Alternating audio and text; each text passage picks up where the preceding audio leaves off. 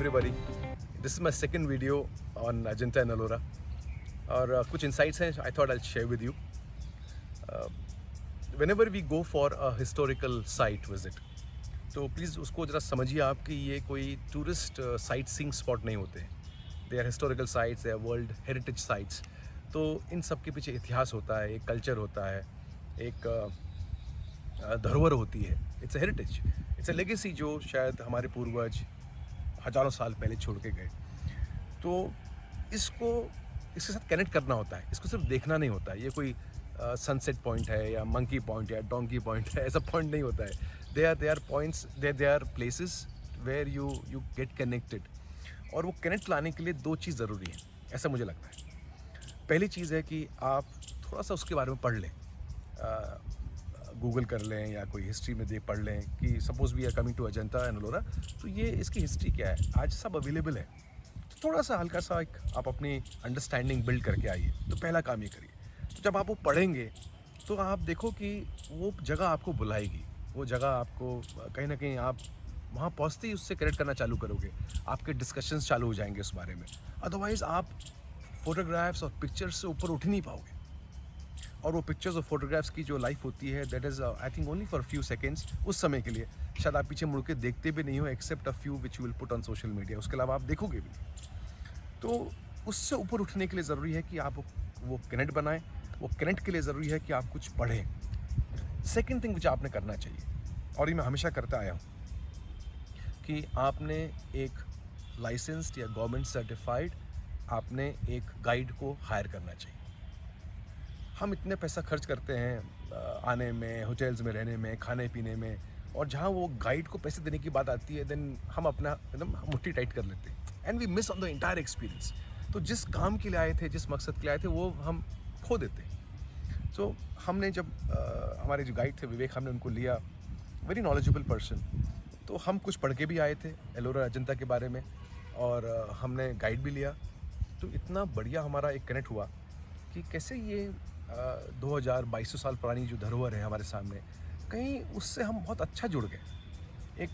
एक feel good factor बड़ा अच्छा क्रिएट हुआ. एक सेंस ऑफ एक्नॉलेजमेंट हुआ कि कैसे ये केव्स बनी हैं. For I just give an example of it कि जो महाशिव का जो सबसे बड़ा एक जो टेम्पल है एलोरा में, the largest temple in the world, जो मोनोलिथ टेम्पल बोलते हैं, कि जो एक ही स्टोन से कार्व आउट करके बनाया गया.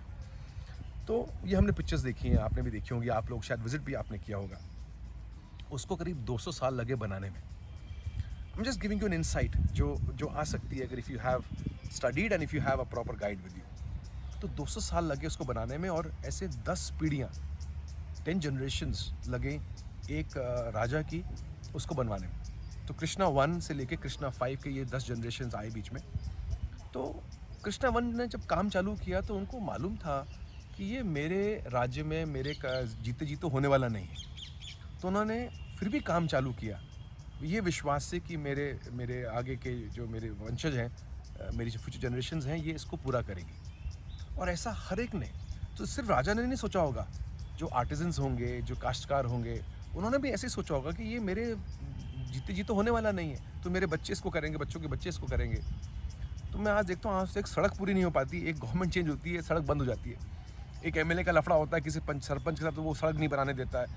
तो कितने बड़ी इंसाइट है कि ऐसे 200 साल तक एक काम होते रहा. वहाँ पर बुद्धिस्ट केव्स भी हैं, जैन केव्स भी हैं, हिंदू केव्स भी हैं. तो वो सब अलग अलग कल्चर फॉलो कर रहे हैं, एक अलग अलग थॉट प्रोसेस, आइडियोलॉजी फॉलो कर रहे हैं. तो इतने हज़ारों सालों में जो भी वहाँ के राजा रहे होंगे, he may be of any of the ideologies, लेकिन उन्होंने उस काम को चालू रहने दिया. तो कोई 200 साल लग रहा है, तो 200 साल में ये नहीं कि राजा की आइडियोलॉजी बदल गई तो राजा ने वो काम बंद करवा दिया. तो उन्होंने वो सपोर्ट किया. Preservation of the culture was the core. तो I am just giving you a few insights जो आती हैं, जो समझ में आती है when you go there. So do take a guide, do study about the sites. They are historical sites, they are world heritage sites. मैं repeat कर रहा हूँ, ये कोई साइट सीइंग साइट्स नहीं है.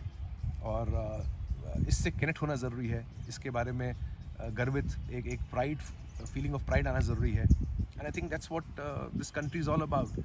तो व्हेन यू गो अब्रॉड और वहाँ वो बोलते हैं कि ये देखिए हमारा 300 साल का कल्चर है, 400 साल का कल्चर है, तो हमारे यहाँ 300 साल की तो हमारी पूर्वज की बिल्डिंग होती है, राइट? तो हमारे यहाँ 300-400 साल माना नहीं जाता है. We talk about thousands of years.